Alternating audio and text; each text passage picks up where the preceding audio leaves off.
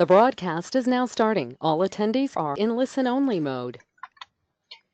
Good afternoon, everyone. I am the host of webinar, Karen Mann, and I have my team with us.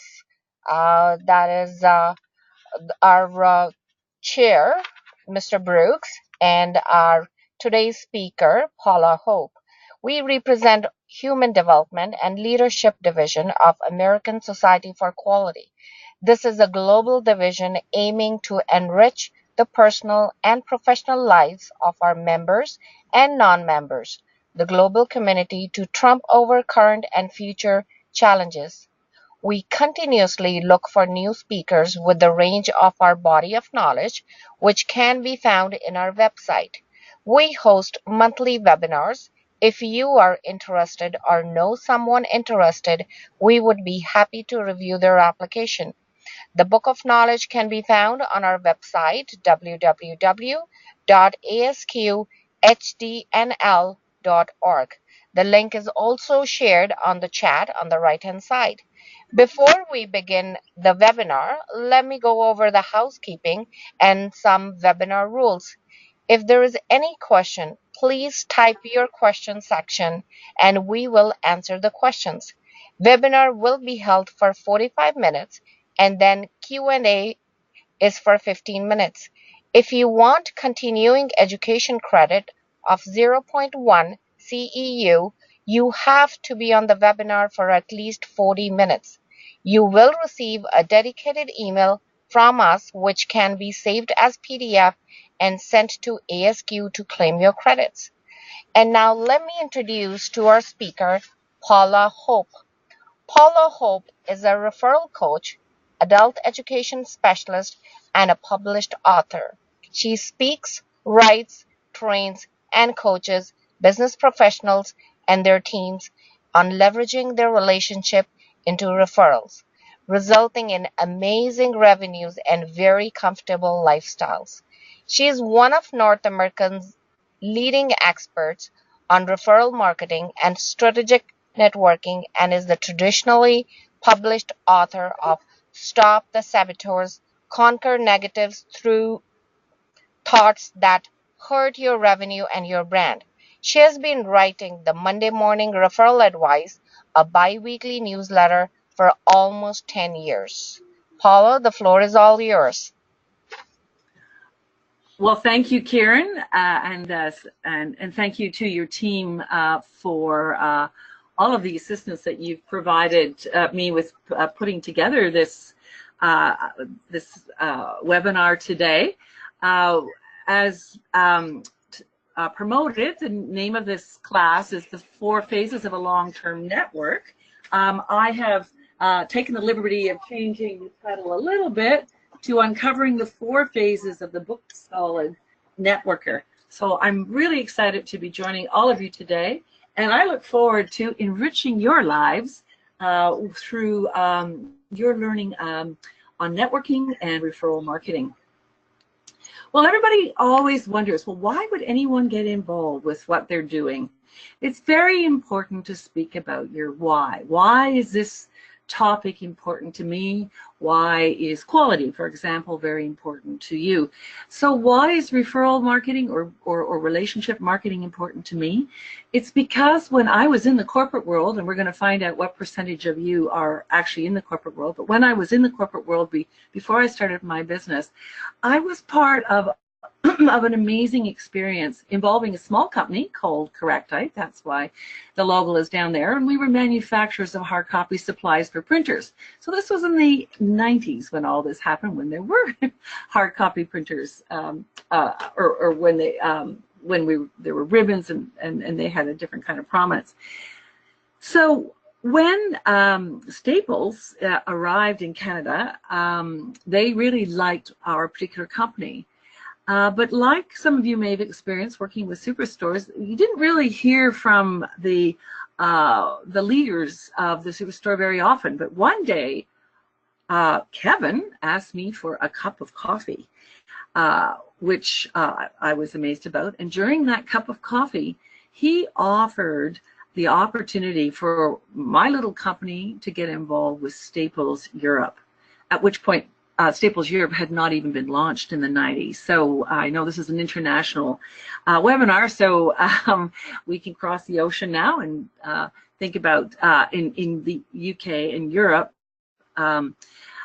We had a massive superstore to manage, and so because of our head office at Correct Type Europe, they had no experience at all. Overnight, I became Vice President Global.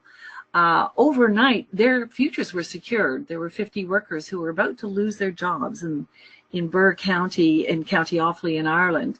And for well over 10 years, there were so many experts and so many people that had opportunities as a result of a cup of coffee with Kevin. So I never forgot that experience about how significant a relationship is and what you can do for one another and how you can help one another and have such a global impact. So you can imagine how excited I was to learn that there were actual methods by which you could harness your relationships to create social capital, but also the capital that you can use to leverage for business or for career opportunities. So we're gathered here today to talk about how you can develop a network for the long term, which will then allow you to be able to do almost anything, depending on what you want to do. So whether you are talking about a business or a career opportunity, we're going to look into just how powerful referral marketing, or I'm calling it also relationship marketing for those who are job seekers or career developers, and I'm sure all of you are interested in that. Well, since you can't see me, I thought I would introduce myself and part of my family. I have been, this is a campaign photo. It's not the final one we chose, but this is a campaign photo because I am running for municipal election in October. It's very much a part-time role. I'm certainly keeping my day job, but this is my husband, David. And that's me on the right. And these are two dogs. The dog on the left is Vivid, and the dog on the right is our new puppy, Piper. And that's in front of our house in the Blue Mountains, in the northern, just north of Toronto by about a 2-hour drive. And we're right in the middle of cottage country, and we love where we live. But I thought you'd like to see where I live, even though I can't really see where you are. So our agenda for today, to uncover the 4 phases of a book-solid networker, or the 4 phases of a long-term network. Here's what we're going to talk about. We're going to talk, of course, our welcome. I'll continue to welcome you throughout. We're going to talk about, of course, today's objectives. I know in the quality business, you're always want to have your very clear objectives. And we're going to talk briefly about how well does referral or relationship marketing work, because you may have taken marketing as you've developed your career knowledge, but it's very interesting because there's really very little given, very little information shared about referral or relationship marketing, and at the same time, it is the most powerful method for creating new business or new opportunities. And I'm gonna ask you to reflect on that, but I'll just sort of open that. How much has my life or my business, my career, been advanced because of a really important relationship, because a member of my network went out and really helped me. So we're going to talk about what the statistics are. Then we're going to talk about a definition of referral or relationship marketing, because this is a very murky method of creating opportunities. It's not been clarified at all. We're going to talk about why that's the case. Then we're going to go into the 4 phases of a book-solid networker, or a long, how to create a network for the long term. Then how do you get to the finish line, what is involved, and next steps, and of course my gratitude. Gratitude is very important in referral marketing. So today's learning objectives are to define and appreciate the joys of referral and relationship marketing. If you walk away with an enhanced appreciation of any of the relationships that you have in your world and how they've delivered opportunities or business to you, then I will feel that I have served you well.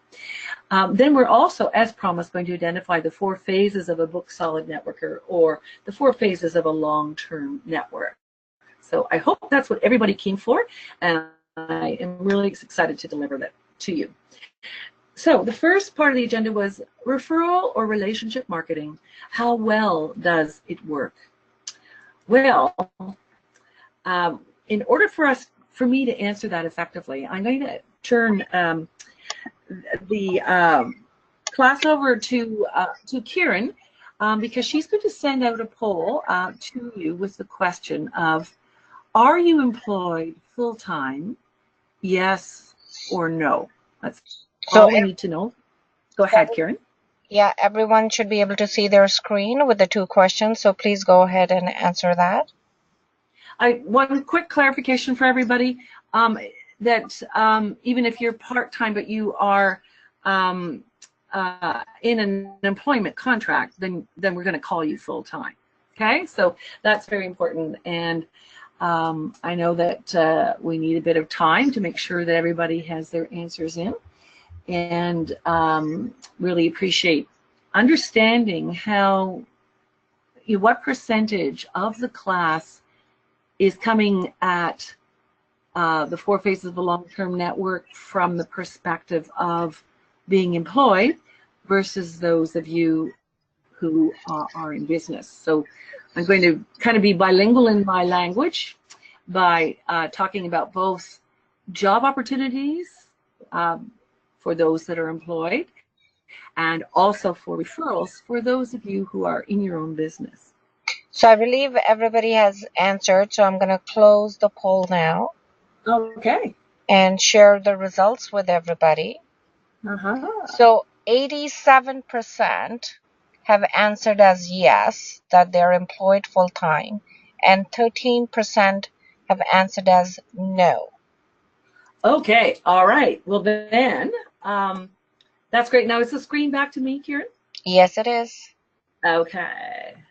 All right. So thank you, everyone. I'm just thinking, Kieran. Okay, so of the 13% that answered that they are not they are not employed full time, do you own a business? So I'm going to, and maybe some of you who are employed own a business, come to think of it. So I'm going to ask everyone to answer that question. Do you own a business? Yes or no? Take it away, Kieran. Yeah, so it's on the screen now. Do you own a business? Please select yes or no. That'll be interesting to see how the mix is, but good to know that we've got a lion's share of our participants are full-time employees, and I will govern myself accordingly. I will make some reference to businesses, but and referrals, which is the currency for referral marketing in the business world. Yes. I believe everybody has answered, so I will be closing it in 5 seconds. 1, 2. And here we go. We have the results. I should be able to see it on your screen. 21% have answered yes, they do own their business, and 79% do not own a business. Okay, lovely. Okay, so almost 80% of the group, right? And the screen is now mine. Yeah. All right, thank you. Okay, so that's great. Thank you, everyone, for participating in the poll. It's so helpful to know where you're coming from. So I will address the full-time employed group, and I'll speckle my comments. We've got kind of Pareto's law here. We've got an 80-20 thing happening here. So almost 80% don't own businesses, 20% do. So I'm going to focus on those that are employed, and to talk about how you can use referral marketing or relationship marketing principles to really grow your opportunities in your career. So Nielsen, of Nielsen's ratings, has some very interesting information on how powerful growing your network to create opportunities, and how you become recommended to members of your network for career opportunities. So Nielsen claims that 84% of people trust recommendations from people they know, making them the most influential form of advertising. Now, we are going to talk about the relevance from a job statistic perspective, how you create opportunities for yourself through employment. So really, we're talking a lot to one another about one another. And that's really how we still do things. Now, whether we do it online or whether we do it over a coffee, that's really how we still work, that we trust the recommendations from people we know. So that is still considered the most influential form of advertising, which is quite classic when you think about it, isn't it? Because you would have, people from offering spears to one another as cavemen, and saying, no, his spear is better than the fellows down the road. That recommendations is absolutely as primal as being female, or excuse me, as being human, as being human. So so that's one consideration. We have heard that about recommendations. We know that we see those on LinkedIn, and we know that you may not have thought they were as important as I hope you do, as you do now, as you reflect on this, because certainly recommendations, even on LinkedIn, when I say even, I mean online. Online can be very powerful, but certainly there's nothing more powerful than a face-to-face meeting, but also even a phone call or a Zoom call where you've got full.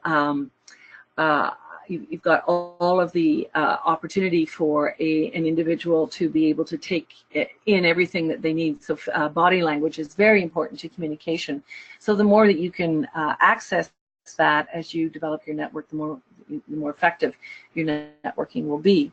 But certainly online for recommendations is an example of a very effective method for growing your career opportunities. So please, some of you may already do that.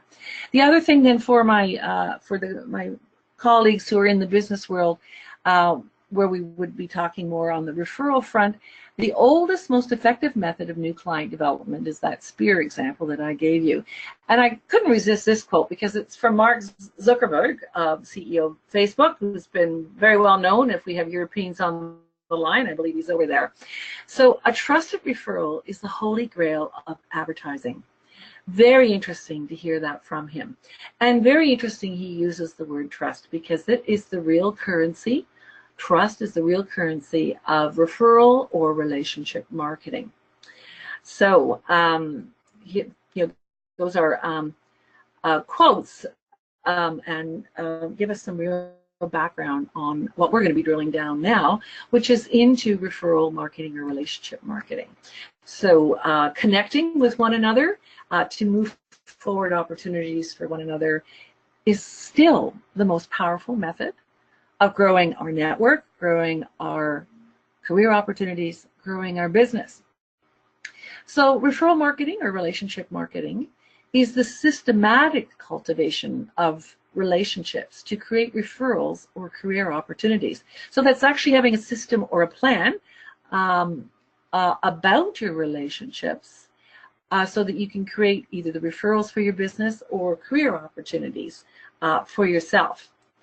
So very important part of how we create opportunities for ourselves. As I referred to earlier from the Mark Zuckerberg quote, referral marketing or relationship marketing is all about the management of trust. So when you think about some of the meetings that you've been in, and when you are with members of your network who you really trust and respect, and think about how quickly you can advance into topics and move the meeting forward. So that's very much the case when it comes to career opportunities. If a member of your network knows, likes, and trusts you, then you're going to be given the privilege of them, if they're givers by nature, they're going to be helpful to you when you need their help, when you want to advance your career.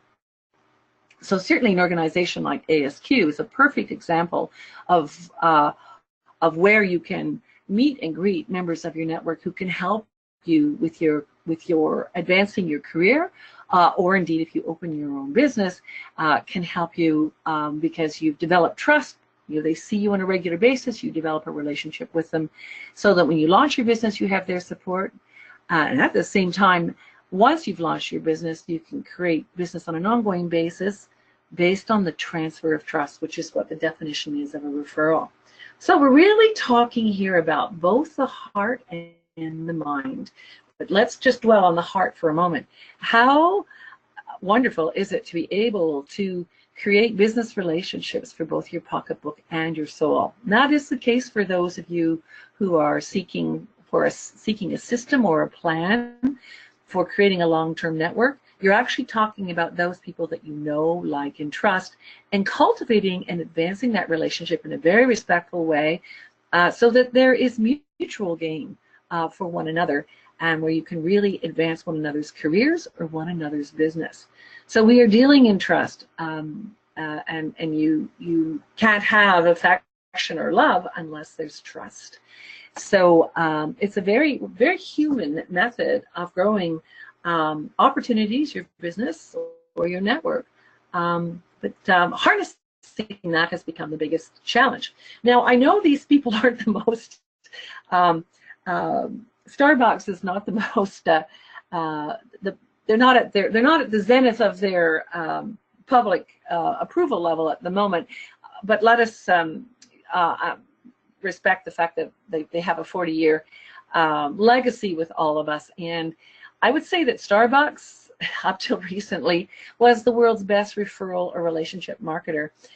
They were able, they didn't even do national advertising until 2007, where their closest competitor in the category of McDonald's, of course, had been doing it for decades and decades. But yet Starbucks has almost the same brand recognition as the McDonald's. So there's a study done about the budget that Starbucks had pursued in 2007 for advertising, which was about $35 million a year. It was their big spend that year, versus McDonald's for the same year that was almost at $1 billion. So Starbucks started its business, as most of you know, by encouraging the baristas to leverage their relationships, giving them complimentary tickets to come into this new way of drinking coffee, and leveraging their relationships to create opportunities. But of course, there was lots of giving and sharing as part of that. So those principles we're going to develop further. But Starbucks is an example where you've got a very powerful brand that has been developed through leveraging relationships more so than most companies have. So now I have a question for you. This is for my employed people, so the 80%. If you are employed, which most of you are, what method did you use to find your most recent position? Was it through networking? Was it a member of your network that recommended you? Was it through LinkedIn? So that would be a recruiter picked you out from LinkedIn. Was it through a recruiter that you know that interviewed you? Or were there other online tools or other methods that you used? We're going to drill down these statistics. So please, if you want, go ahead, Karen, your turn. Hello. Hi, Karen. The question is launched. If you're employed, what method did you use to find your most recent position? Networking, LinkedIn, recruiter, or others? Thank you so much. And I will clarify that if you were referred by a member of your network via LinkedIn, I would still count that as networking. LinkedIn is now the largest network in the world, business network. Let me clarify that. The profile on LinkedIn is very much white collar workers. So there's a lot under networking that we're going to explore more when we look at the 4 phases of a long-term network. But we want to know what your experience was with finding your most recent position. So I believe everybody has answered that. So I will be closing the poll now and share the results. 32% believe that they found their position through networking, and 9% found through LinkedIn, 17% through recruiting, and 43% is others. Other methods. Okay. All right. Thank you very much, everyone. And Karen, my screen is back. Yes, it is. Okay. Thank you very much. Well, I'd like you to consider this infographic from an article where they talked about a number saying that 85% of jobs are obtained by networking. So the other would be very interesting to break down with this group. So 32% of you say that your opportunities were found through networking. I'm going to ask you to think about, especially the others, how that all happened. But we've got a very, especially for the employed people, I don't know how well you can see the screen. I hope you can see it quite well. But you can see for those who are underemployed or unemployed, 47% of their opportunities were found by networking. You can see the grid below. So the blue is apply, the pinky red is networking, internal is green, and other is 10%. So so 5 to 20% of all active candidates, they found that their opportunities were between 42 and 47% with networking when they were actively being candidates.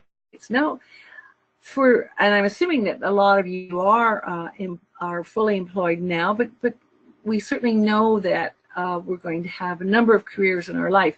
So have a look at the third column, which is those that are employed and they're tiptoers. They're thinking maybe they might want to be looking at opportunities. So they have found that 60% of their opportunities have come from networking. 22% is from applying. They're kind of tiptoers, so they may not be as actively applying.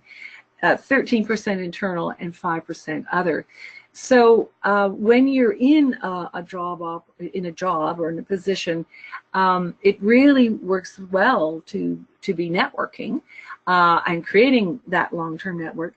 And then look at the passive number; it's even higher, where those that are employed and who are passive, who aren't necessarily looking for a job, but they've been reached out to.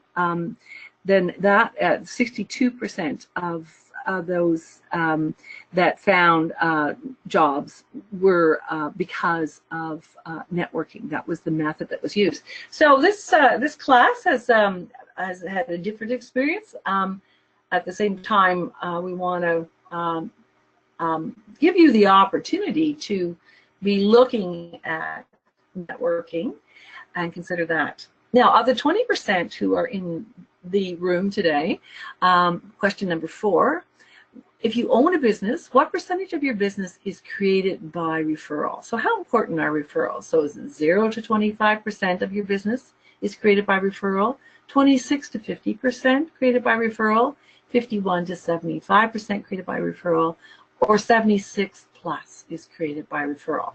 So I'm going to turn it over to Kieran and ask her to help with that one. Thank you, Kieran.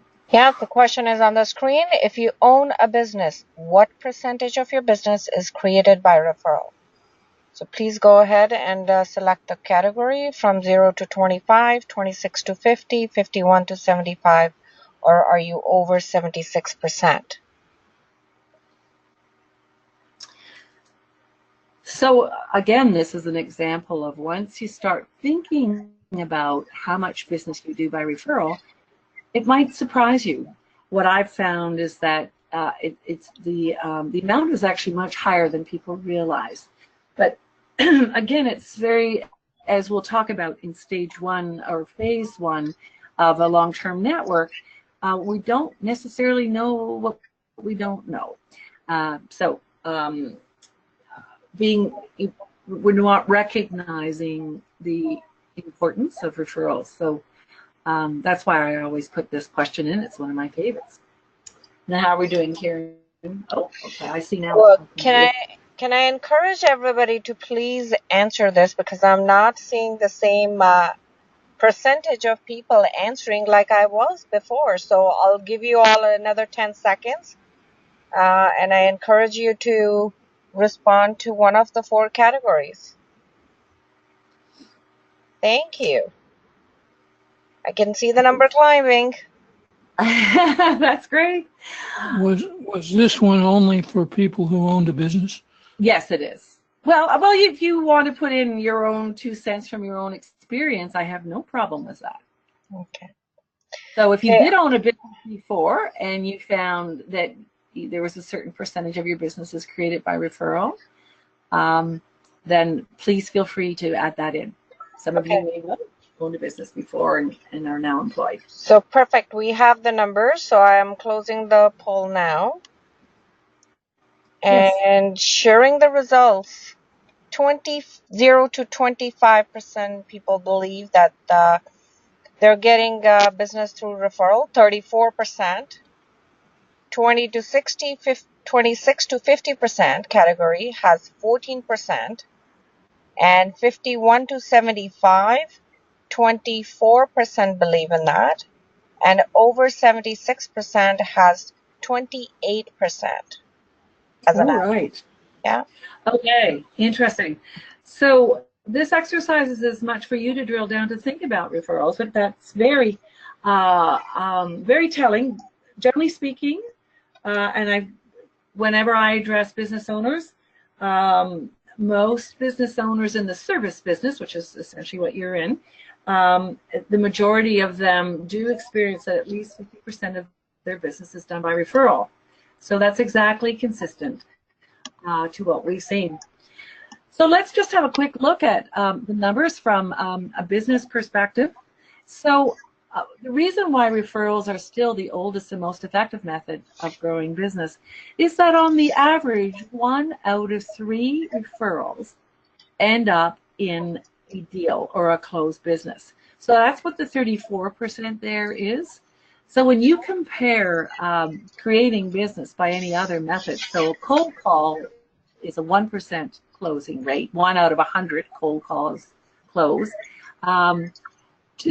Maybe 2 to 3% of direct mail opportunities end up in a closed business, a closed deal. And online marketing is very difficult to define because there's an awful lot there. But anyone would be delighted to have a 10% closing, and it just doesn't happen. So I want to underline the fact that whether you're creating a business for yourself or when you're talking about job opportunities, referral marketing or relationship marketing is very, very powerful. The purpose of the 80 plus, which you can see that 28% of you who think that referrals generate that kind of efficacy, if you're properly trained and you have a long-term network, then your closing rate will become much higher.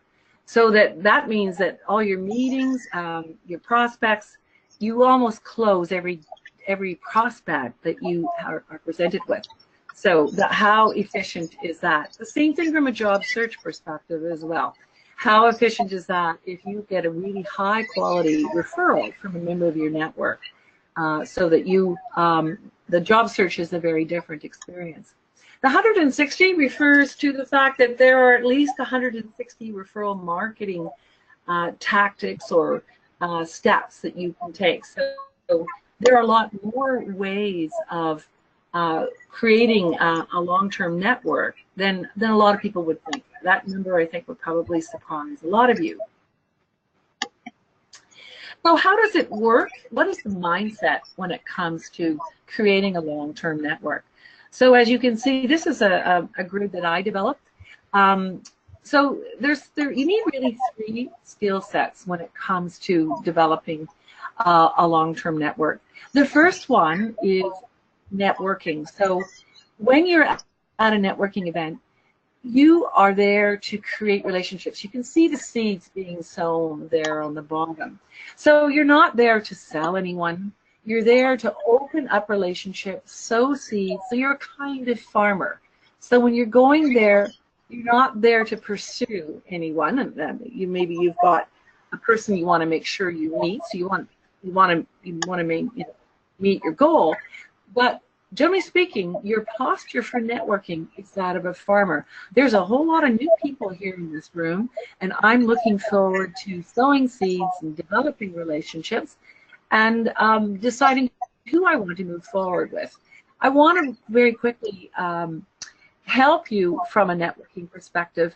If you meet someone that you like, that you enjoy their company, by all means, move that relationship forward. Invite them on LinkedIn, have a one-to-one, whatever you want to do. But there is certainly no obligation from a referral marketing, relationship marketing perspective that you would pursue a relationship with someone that you don't enjoy. So a lot of people find that quite liberating when they hear that from a networking perspective. So the next skill you need to develop is a gardener skill. So developing those relationships. So you want to water the roses and weed out those people that aren't really there to help you, or you're perhaps not inspired to help them. So we're really talking about trust and helping one another. And then the last part is when you harvest your social capital or the relationships that you've developed. So imagine having all of that in a plan and being kept accountable to that plan. So this is a much more structured method of approaching your networking, your relationships.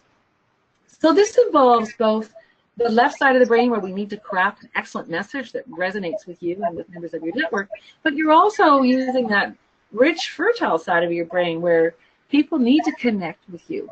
So basically how it works is that people connect with you first, and then they become interested in your business. So that's even more, or in you, in terms of creating opportunities for your career.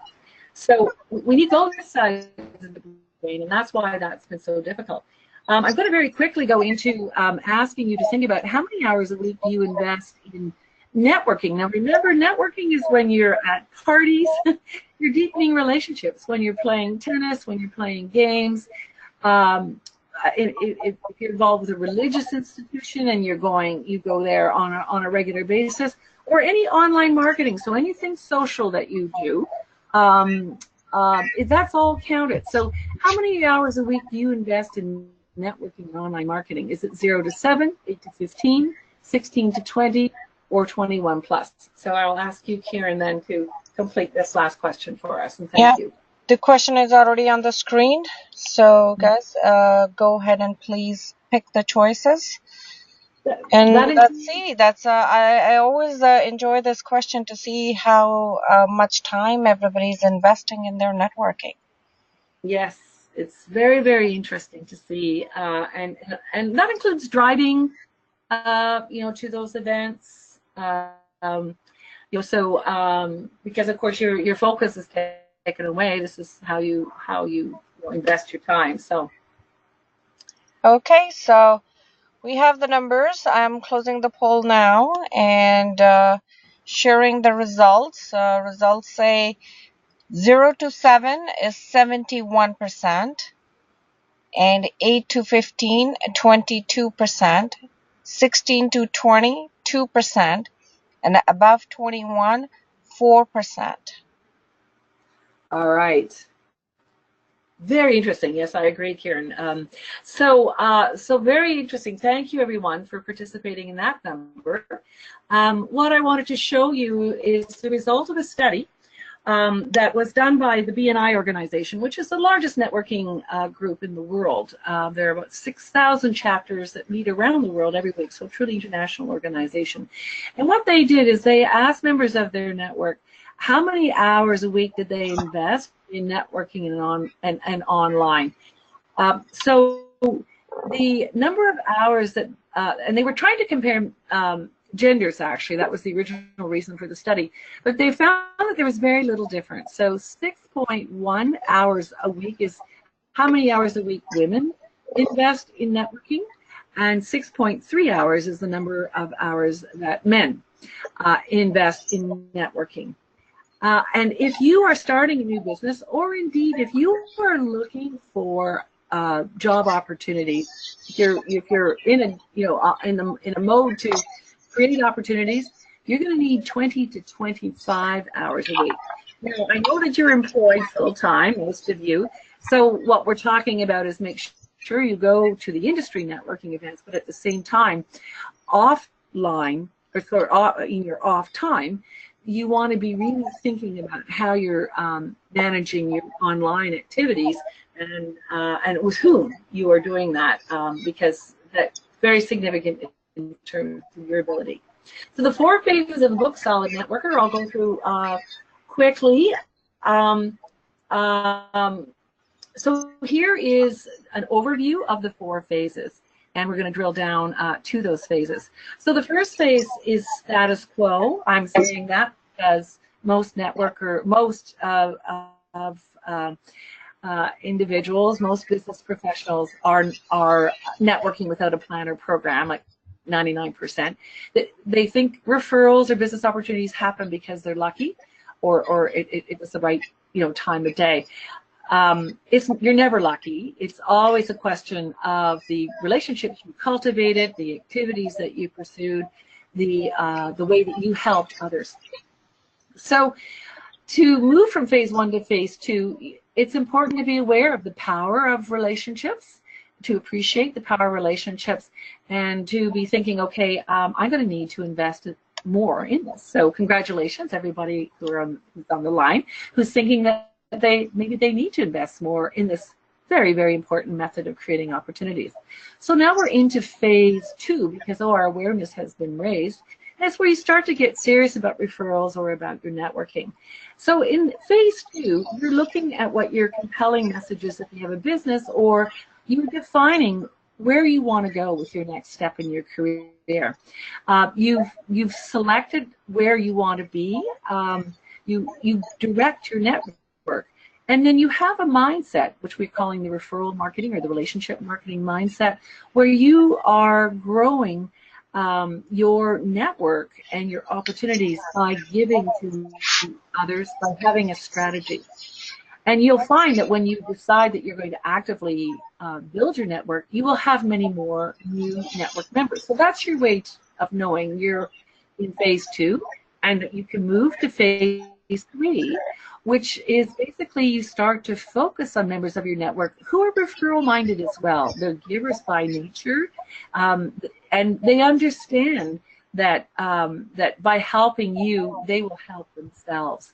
And by understanding that by giving, you're triggering the law of reciprocity. So by giving or helping. So you start to see a group of individuals that you're feeling in alignment with, who are out there, who are developing their networks as well. So most of the opportunities that you receive from them will come from the fact that a need for your services is presented to them, and they connect you. Let's hope you're the kind of people that have been trained enough to connect. And I call those reactive referrals. And the last phase is phase 4, and that's when you have created a network for the long term. So that's when you have a focused members of your group who are not only like-minded, who are very clear on what your missions are, where you want to go, what you want to do, and they are actively supporting you. So that if they know that you are looking for a job opportunity at a certain company, and they meet a person from that company, they may actually start to inquire about the areas, and discreetly and effectively, areas where you might be of help. So they can kind of probe and give you some inside knowledge. So that's a proactive method of growing opportunities or business for you. So those are the 4 phases. We're going to drill down into each phase very quickly so we can leave time for questions. So phase 1 is status quo that we talked about. Networking without a program or plan. No one really knows what this is all about. And so basically, this is what their network looks like. It looks like a night sky There's a shooting star every once in a while, but they don't know why they receive their opportunities. They're not really connected at all with what they've done to receive help from their network or from other business professionals. But we're moving on to phase 2 because this group have become aware of the fact that they need to be thinking about this some more. So phase 2 is the next phase, and we mentioned that's where you start to really build structure. And that structure, if we talk about the night sky metaphor again, means that you're out there networking actively. You've selected the networks where you need to invest more of your time, and that doesn't necessarily mean just business networks, by the way. Lots of opportunities are created by relationships that are developed from many other avocational activities. So, and that's of course where you share trust, and you can leverage that social capital into opportunities. So you need to have a clear direction about what you're looking for, the kind of opportunities you're looking for, or the target market you wish to serve if you're a business professional. So you really organize your message and your own activities so that you are creating a very effective bottom line for yourself. So I was asked to give you some tips about networking. So in phase 2, you start to use these next 5 tips I'm going to share with you. So as I mentioned, you're a farmer. When you're networking, you're sowing seeds. So you bring your biggest assets to every networking event. So there's 2 of them, and we're referring to your ears, of course. Be interested in others, be willing to listen. The next networking tip is have a good 60-second introduction. That doesn't mean you repeat the same pieces of your introduction at the same level. It means that you will have thought out these 5 different questions that you need to share with your network. So your why. Why is this? Why is quality important to you? What is it about your world that brought you into this business? What exactly do you do or you want to do? You need to express that in a very short sentence so that it can be translated to other members of your network, so it's memorable, repeatable. You want to create a picture of the position that you are pursuing, that you're interested in. So you got to do a lot of upfront thinking. As you heard, I'm a coach, and that upfront thinking is very, very powerful and empowering when you do that. And of course, from a business perspective, you need to create a picture of your ideal client. Who do you really want to meet so that you're directing your network? You want to define your uniqueness, what is special about you, and be able to describe your services. So there's a lot of homework that you need to do to really prepare that message, and to, of course, develop the next part, the next referral ASQ networking tip, which is being a giver. If you are a giver, and you may wonder, why am I always connecting people? Why am I always wanting to be helpful? Well, it's the best way to grow opportunities for yourself, because even if you give a referral to a member of your network, or you help a member of your network create a new career opportunity, and they may not be able to help you right away, you are putting out a certain kind of positive energy out there, and that always comes back. And I bet you're all nodding and thinking, yes, as a matter of fact, when I do connect or help one another, help others, it's surprising what will happen for me as a result of that. So thou shalt a giver be. Very, very important. You want to take your career to the next level, then be a giver. Help others, and they will help you. Just as a general principle, then of course you become more strategic about your giving, and that's part of creating a plan for your networking for the long term. When you're out networking physically, be sure to dedicate your time to new people. Don't spend your time with other members of your company, for example. Be looking for new people, because that's really what networking is about. So set a goal for meeting new people. And of course, there's a lot to learn about how to physically network. Notice that open body language, that group of 3, that triad. Now, you'd feel comfortable approaching them, wouldn't you? As opposed to the other group on the left-hand side, group of 4, Yes, there's more people, but there's a little bit more closed body language as well. So there's lots to think of when how to handle yourself. So the last ASQ networking tip is it's not net sit, it's not net eat, it's network. Arrive early, meet as many people as you can, connect others, work the room, which with the programs that I prepare, we certainly help you understand what that means. This is the book that I've written called The Saboteurs, or Spot the Saboteurs, Conquer Negative Thoughts That Hurt Your Revenue and Your Brand.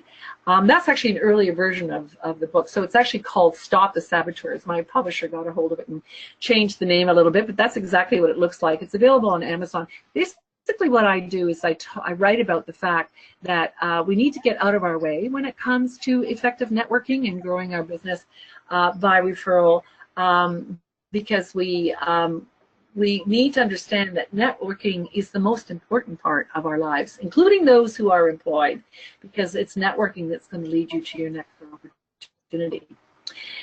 So number three, phase number three, if you'll recall, so we're educated now, we know how important referrals are, and we start to focus on our stars, on members of our network who are demonstrating giving behavior. They've helped us, and you've helped them, and you start to see that you're bringing together a crew of like-minded people.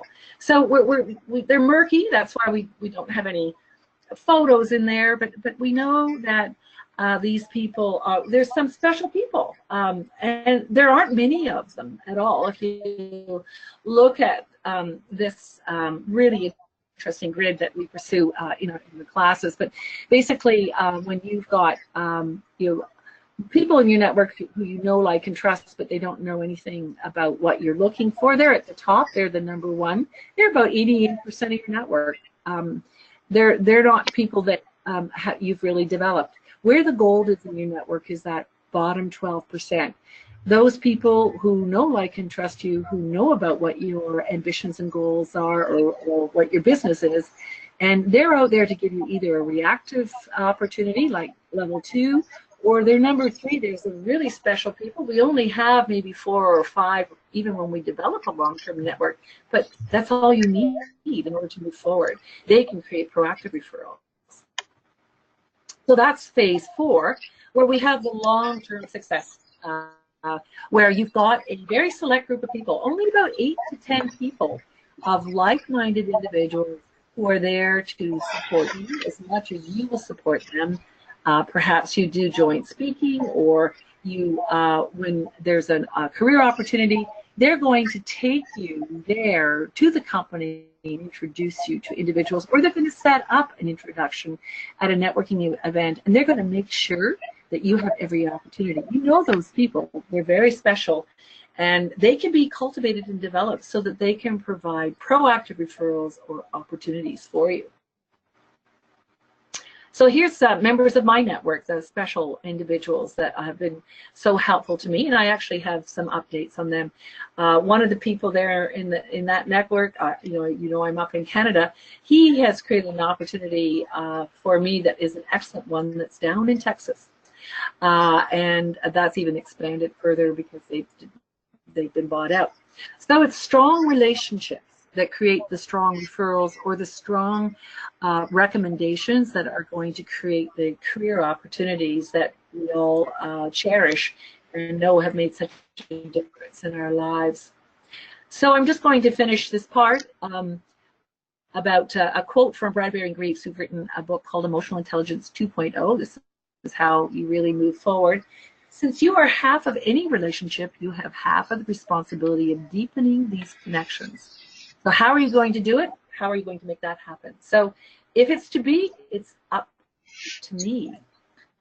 So learning more about how to be a book-solid networker, or how your network with a long-term network, there is a program that I have developed, a very successful program that is going to help everyone move forward. And it includes all the different phases. So I'm going to, first one is about networking and what gets in the way. Your message for success. Number 4, continuing this message. 5, having a plan, a networking plan. 6, selecting your networks where you're going to do it best. 7, select the relationships that are really going to help you. You saw who are the gold stars in your network.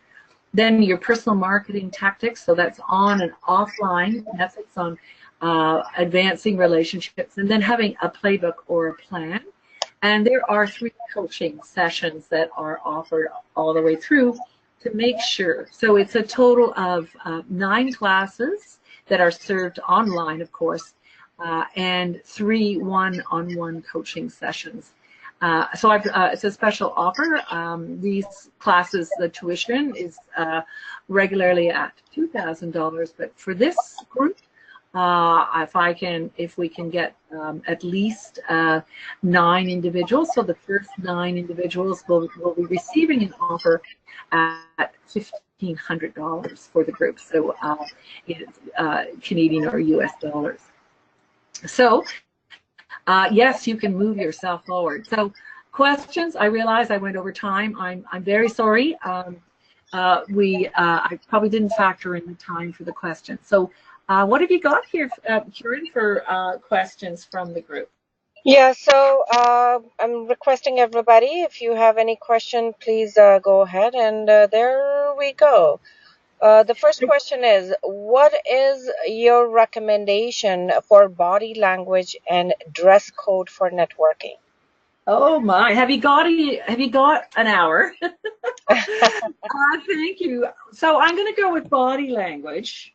Most importantly, because if you're not managing the body language, it doesn't matter what you're wearing. I also resist from the wearing perspective. There are a number of, I know there's advice out there, wear a bright jacket, or perhaps it's, you know, dress one level higher, so that's where you aspire to be. So you hear a lot of that on the job search world, but really I'm going to focus on the body language part. So we saw that, you know, when you're at a networking event, you want to make sure that you are there to, you know, remember what I said, it's not net sit, it's not net eat, it's network. You're there to meet new people. So by being in a corner, 2 on 2, you know, one person facing another, no one's going to approach you. So if you find that you've got someone that wants to be very intense with you, move your body so that you are opening to others.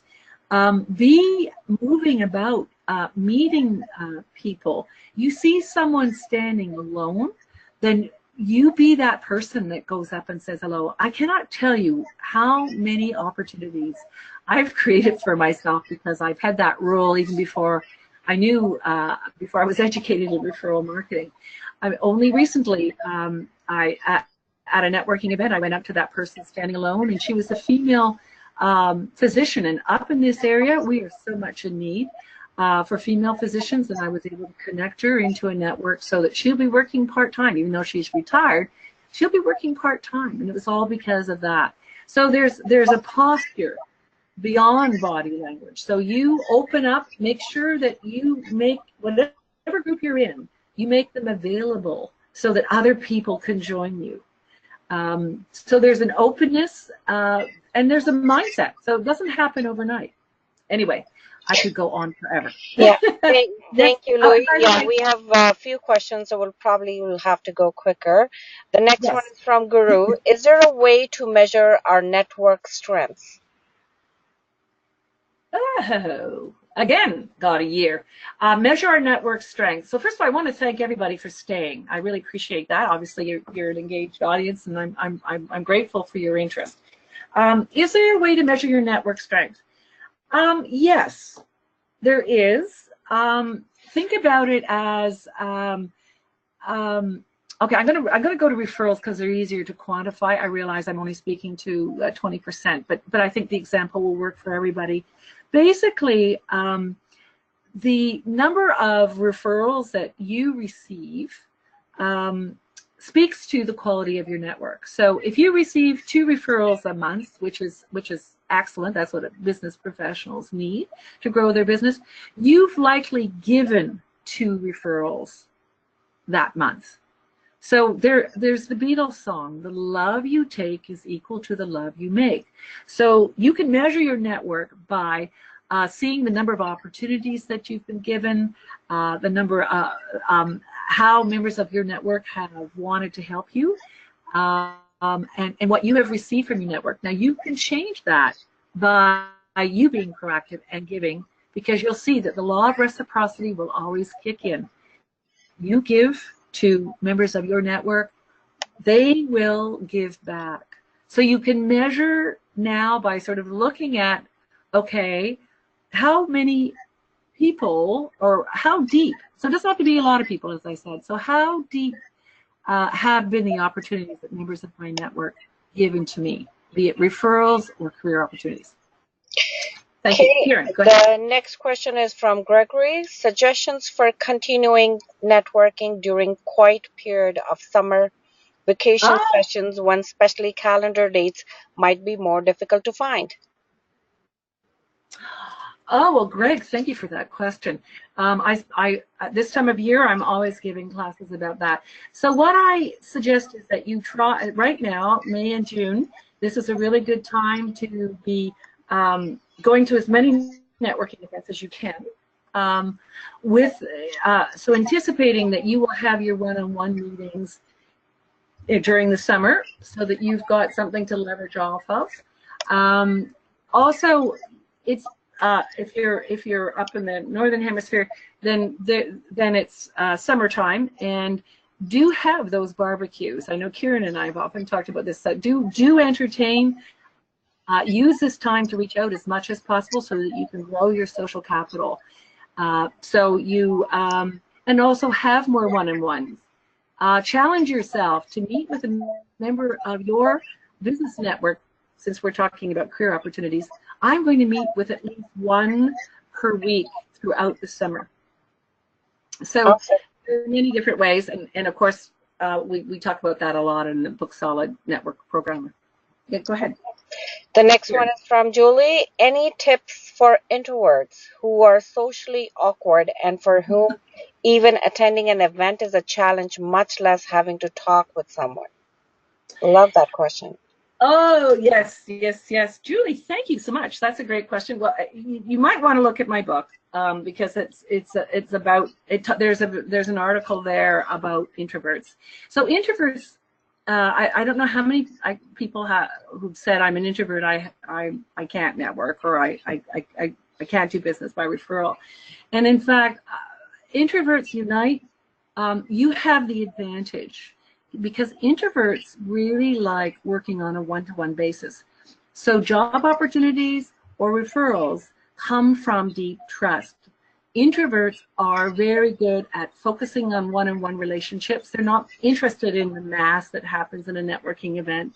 They are at their best when they're on a one-to-one basis, and that's where the best opportunities come from, is building that deep trust, that having the values for that one-on-one, paying attention to the individual as opposed to the group. So they actually ultimately have the advantage because they can settle down and be in a one-to-one basis much more readily. But they do need to be trained. There's no question. None of us are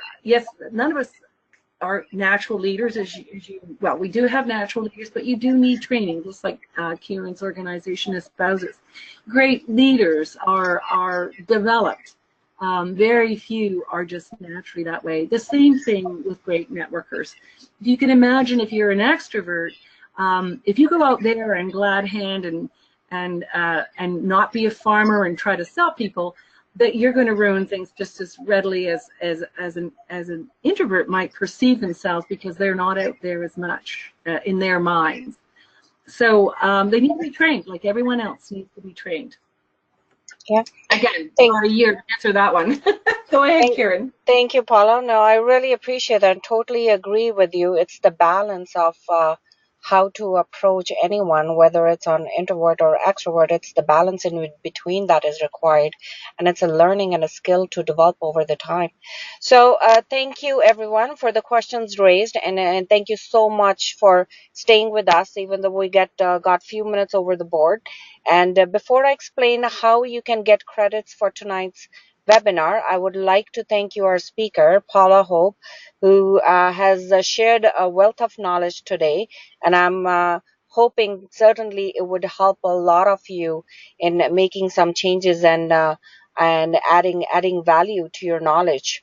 So today's presentation and recording of the webinar will be posted on our webinar on our website and YouTube channel within 48 hours. So I did receive a few questions where they missed a slide or so. Do not worry about that. You will be able to view it and look at the slides within 48 hours on our website HD&L.